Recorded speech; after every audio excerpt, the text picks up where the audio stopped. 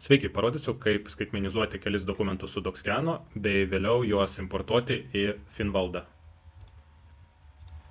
Iš anksto esu paruošęs kelis dokumentus, vieną pardavimo doleriais ir kitą pirkimo eurais. Einu į Docscaną, skaitmenizuosiu detaliai, pasirenku savo dokumentus, šiek tiek palaukiu. Štai matome, kad duomenys jau nuskaityti. Einu į nustatymus, pasirenku Finvaldą kaip savo buhalterinę programą, spaudžiu išsaugoti, vėl einu į suvestinę, pasirenku savo įmonę, pasirenku du failus ir spaudžiu eksportuoti į Finvaldą. Atidarau archyvą, išarchyvuoju ir štai mes turime vieną failą pirkimams ir kitą failą pardavimams. Atidarau Finvaldą. Spaudžiu ant įrankiai, duomenų importas. Jei pas jūs duomenų importas neveikia, susisiekite su Finvalda darbuotojai ir jie įdiegs šią funkciją. Spaudžiu ant duomenų importas. Turi būti varnelė užpildyti importo lenteles. Spaudžiam ant nustatymai. Įsitikinkite, kad prieš importuojant failus pas jūs parametruose numatytosios reikšmės. Kitaip Finvalda neleis importuoti. Spaudžiam patvirtinti. Pasirenkame savo failą iš Docscano. Pirmiausia, importuosiu pardavimą. Importuoti. Pirmyn. Štai matome, failas importavosi. Atidarom. Ir matom, kad abi paslaugos iš dokumento taip pat prisiskiria šiam dokumentui. Spaudžiam patvirtinti. Dabar bandom importuoti pirkimą. Taip pat duomenų importas. Pasirenkam pirkimo failą. Importuoti. Pirmyn.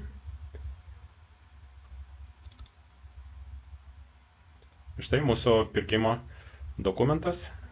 Ir šiame dokumente jau nebe paslauga, o prekė. Taip pat prisiskiria su savo kodu. Patvirtinti.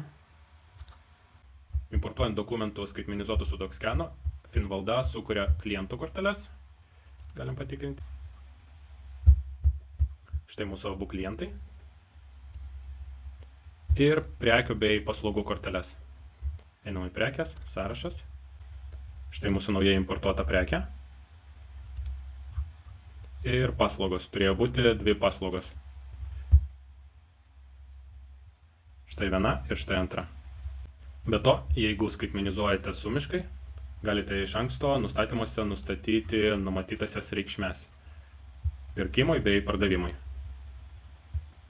Pavyzdžiui, jeigu nustatysiu pirkimo numatytasias reikšmes taip, tai Docscanas, jeigu ras tokią įmonę su tokiu įmonės kodu dokumente kaip pirkėjas,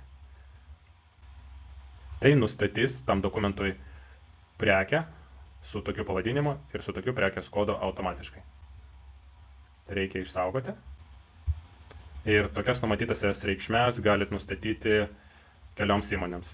Taip pat ir pardavimams. Jeigu norit, kad Docscanas ieškotų tam tikrą įmonę kaip pardavėją ir nustatytų tam tikrą prekės pavadinimą bei kodą tam dokumentui, tai nustatinėkit pardavimo numatytasias reikšmes. Finvaldai galit pasirinkti arba prekę, arba paslaugą. Pabandom ištrinti mūsų pirkimo dokumentą bei skaitmenizuoti jį dar kartą sumiškai. Einam į suvestinę.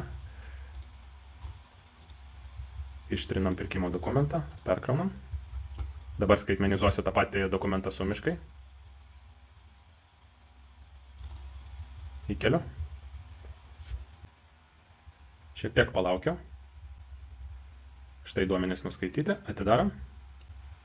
Ir matau, kad Docscanas rado mūsų nustatytą įmonę kaip pirkėją, bei priskyrė numatytasias reikšmes, prekės pavadinimą bei prekės kodą šitam dokumentui.